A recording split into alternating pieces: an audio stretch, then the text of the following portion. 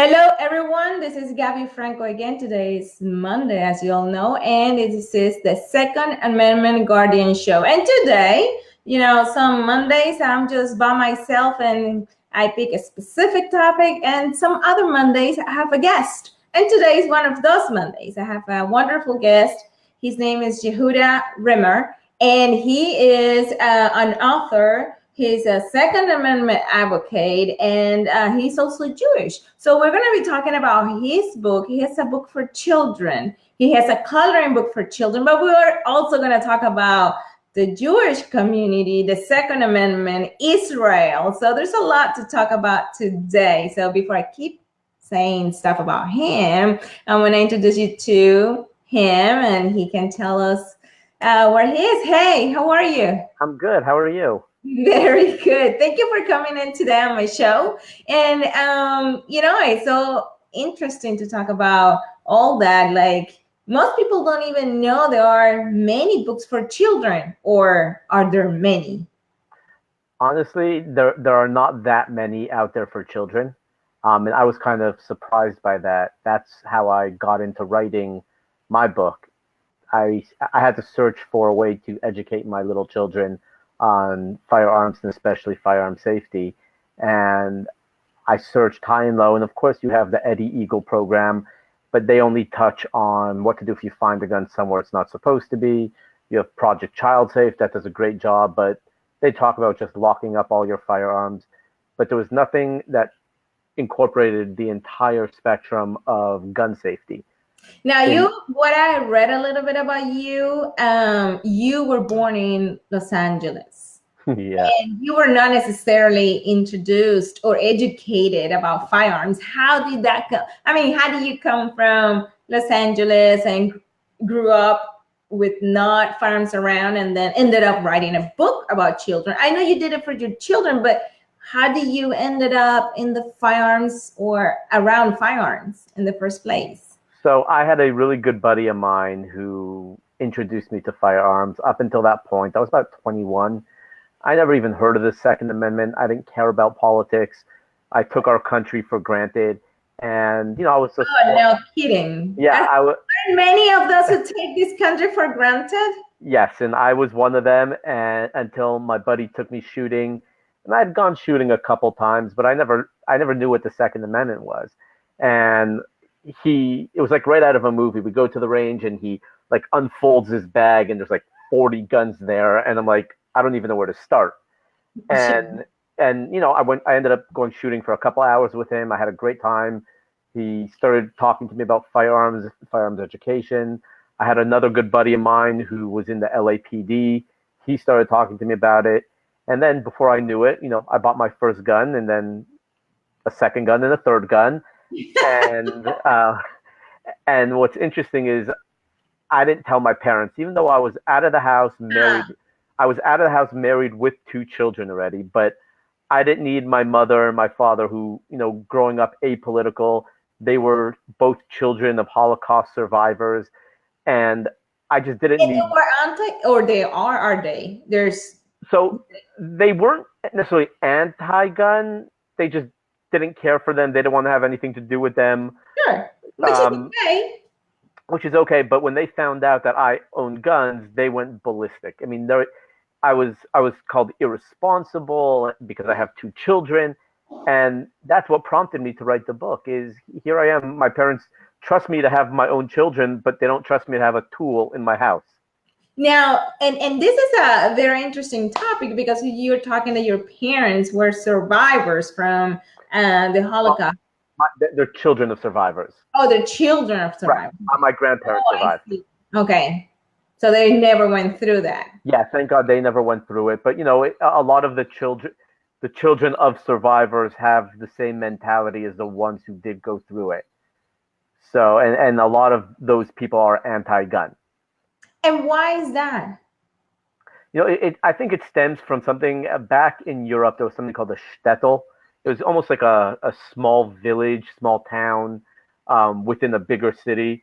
And Jews in Europe for years were either persecuted by Cossacks, attacking them, or just plain anti-Semitism. And what happened is over time they realized that if they fought back, the punishment would be even worse. So they kind of decided to just keep our heads down, and we don't want to fight back. And So you would then say, just so you would say it's more. I would say it's more about that culture that it becomes part of the culture. yes, It becomes part of the culture to be at the mercy of the superiority. yes, Whether it's a government, law enforcement, or whatever it is. And that's ex- and it's very interesting. no, but that's exactly what it is. And then you have the Holocaust, where 6 million Jews were killed, and the ones that survived and made their way to America, all they wanted to do was kind of keep their heads down and not get into any trouble. And they didn't understand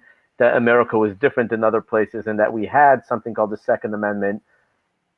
And that is why a lot of, I believe, Jews still have that mentality of just, Well, I wouldn't say that a lot. I would say many, but not a lot. I mean, I have a lot of friends who are Jew and they're as pro Second Amendment as you are. okay, okay, fair enough. So maybe I know a lot of Orthodox Jews who are pro-gun. They just don't want to have anything to do with it. Yeah, But a lot of liberal Jews, just like you have on the liberal side now, sure. are anti-gun. And it's crazy because the Holocaust was only 70 years ago. It's not 200, 300 years ago. It's really fresh still. So it kind of boggles the mind why Jews would be anti-gun when you have the opportunity to be able to defend yourself. So when you decided to write your book, obviously you had in mind your children and everything. That it comes down to, that lack of education that is out there. So people think sometimes it's just having a firearm is enough, which is fine and dandy, but at the same time you must have that responsibility and know how to educate your children. For instance, I grew up around firearms with my dad, and I started when I was 11 years old. But then my brother, who was born 10 years later, he comes up with not only my dad's firearms, but my other two sisters and I, we were part of the shooting team. So we also had firearms in the house to do dry fire. And back in Venezuela, we didn't have the resources that we have right now. Yet, it comes down to sit down and understanding, okay, my child is getting interested. I need to find a way to teach them. And I think that's the most important realization that you can have. And if you have a tool like your book or so many other books that are out there, or, Project Child Safe, or Eddie Eagle, then you have to take advantage of all that is available. Yeah, I agree. There are a lot of resources out there. I know my book, there is nothing like my book on the market. It really is a unique product that really allows parents to open the door and take that step to introduce firearms to children. And how I wrote it was through the eyes of a little boy. So instead of a parent or an adult preaching to a child, keep your finger off the trigger, don't do this, don't do that, the book is told through the eyes of a little boy. So it's more of a peer-to-peer, friend-to-friend conversation rather than an adult telling the child. So there are great resources. I'm kind of partial to my book because there is nothing like my book that covers all aspects of gun safety, whether it's range rules, what to do if you find the gun somewhere it's not supposed to be, proper storage, the 4 cardinal rules. It really touches on every aspect of gun safety. Nice. And is there any recommendations that you give parents that, through your research when it comes to children's and firearms education that you want to give to our viewers? I mean, really, that question is very broad. But when it comes down to it, what I tell parents the most is that they need to understand a gun is nothing more than a tool, and it's who's the one holding it that determines what the gun is going to do. Is it going to kill for bad, or is it going to defend your family for good? So really, I know you have a child, and we teach our kids from a young age, don't touch fire, don't touch the stove, don't touch the knife on the table. I mean, there's no difference between that and guns. There really isn't. Yeah. You just have to keep it as a tool. Well, that's pretty cool. Well, one at the end of the show, I would like you to put in the comments the website so people Sure. can find an information of the book. I want to go back to our topic, but let's go back to here to the United States and politicians. There are some Jew politicians that are obviously anti-gun. What is your take, or what is it that you think, as in your same community, what is it they are, besides after firearms, but how they gonna tell the people, okay, I want to take the firearms away, yet they cannot promise that people are not going to they're not going to be robbed, kidnapped, or they're not going to have their house invaded. So what is your take with those politicians? Well, a lot of the politicians who happen to be Jewish are the ones who are the biggest gun grabbers in the government. You have Dianne Feinstein, Chuck Schumer, and just Richard Blumenthal. You had Rahm Emanuel at one point, and even Michael Bloomberg, who we all Yeah. don't like so much. But all these people use their Jewish identity to get votes, but they don't. That's all they. That's the only thing that they use as a Jew. They're Jews in names only. They don't necessarily practice any of the faith, and it's kind of infuriating because it gives Jews a very bad rap that they want to come in and take all your guns. But I understand that nothing is farther from the truth. I myself, I mean, my Twitter handle is the Pew Pew Jew. I'm very pro gun. I have tons of friends who are pro gun, all who are Jews. At the NRA show this past last weekend, there was tons of Jews walking around. Wouldn't you say that it goes because, for instance, in Israel, for what you've told me before, the gun rate, there's a lot of firearms regulations, something that I didn't expect. I haven't actually done a research on how the gun laws are in Israel, and I actually thought they were kind of pretty loose, especially when you see sometimes the pictures. There's a very popular picture that you see three women, I think, with an AR-15 hanging from their backs. So there's a picture that has been used several times through social media. And, if we talk about the Second Amendment here, and you have to be accurate when it comes down, when you refer to certain country, or you refer to certain as an ideal, or put it as an example, right? So I was not expecting that in Israel firearms are very regulated. Yeah, firearms are very regulated in Israel. The last I checked, and I mean, with everything that's been going on there, especially with the announcement of the embassy being moved today, laws could have changed. But last I checked, to own a handgun, for example, in the city of Jerusalem, it's very difficult to actually get a permit to carry a handgun in the city. If you want to get a permit, you have to be a resident for at least 3 years, and you have to be living on the outskirts of the city. Now, at the same time, you're only allowed, this is what I've been told by a family member who lives in Israel, you are only allowed to own 50 rounds at a time. Wow. And would that be because of everything, immigration? I don't think it's because of immigration. I think it's more along the lines of, if a terrorist comes into your house and you can't put him down within 50 rounds, you shouldn't own a gun. I think that's what the mentality is. Obviously, as an American, I'm very pro the Second Amendment, meaning if you want to have 10,000 rounds of 9mm AR, 5.56, 7.62, whatever you want, you can have as much as you want, and I'm okay with that.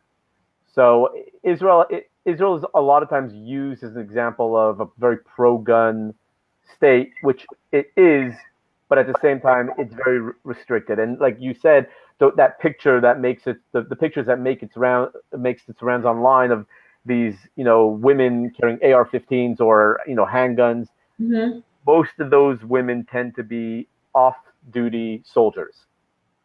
So it's not so simple. Now, let me ask you, from the having your own perspective from Israel, right? The difference between Israel and everything that you're talking about, and obviously you are a U.S. citizen and live in the United States, and you know what the Second Amendment is. Which one do you prefer? So that I mean, obviously, I prefer United States and the Second Amendment because I like the idea that my right to defend myself should not be infringed. Whereas in Israel, as much as it is the land of the Jewish people, and I am a Jew, maybe eventually one day I'll move there. But for the time being, I prefer being in a place where I know I can defend myself with whatever means necessary, with whatever tool necessary. Exactly. No, and that's so true. And I think it's important that, and that's, for instance, as a Hispanic or coming from a Hispanic country, in Venezuela and Latin America, we have a lot of gun regulations, and yet we have obviously a lot of different issues that comes down to the crimes and drug cartels in that area, and obviously it's very difficult to kind of put that down when most people cannot protect themselves. And many people, like in my case, in Latin America, they are realizing that, you know what, at the end of the day, they wish that they had a firearm to protect themselves, like happened in Brazil. And that has been the best example in Brazil. In Latin America and South America has been like an example of how important is the gun issue. For instance, right now they are through the process of the presidential elections, and there's one popular candidate who has been advocating for the right to people to protect themselves and own firearms, because they know that the fact that they have been controlled tremendously, the firearms ownership in Brazil has not helped. So it obviously varies in every country, every place, but most of the time, I think the most important thing that people need to pay attention to is that, at the end of the day, it's your life, and you are the first line of defense. 100% true. Exactly. You are the first line of defense, and I'm not going to wait for a police officer to come rescue me and my family. As much respect as I have for law enforcement, they're 10 to 15 minutes away. Exactly. That's an eternity. I'm not risking my family's safety or my synagogue safety to the not being able to act immediately when it's needed. And at the end of the day, that's what it is. You need to be able to act immediately and assess, like in that video that happened yesterday from Brazil, that this lady during Mother's Day, right there in front of a bunch of people. And why the criminals, like in Brazil and South America and Central America, they do that? It's simply because they know the vast majority of people are not armed. They cannot do anything. They cannot protect themselves. That's why it's daylight in front of everybody, like nothing. But lucky for all the ladies and children who were around, there was someone, a police officer, who was off duty, but it was armed. Right. One arm that could, do something. No, 100%. You never know when it's going to happen. You never know if it's going to happen to you, and to not be prepared is probably the biggest sin in the world. That's it. Well, thank you so much for being on the show. I really appreciate it. Had great time and very insightful too. I think that when we have these conversations, we have to be true to ourselves. We protect and support the Second Amendment, but we also have to understand both sides and how the, even those people who are, they despite or they want gun control, we need to understand their side so we can try to not necessarily change their mind, but understand and make our case even better. So Agreed. thank you for being here. Thank you for having me. Bye-bye. Bye. Where do you have it?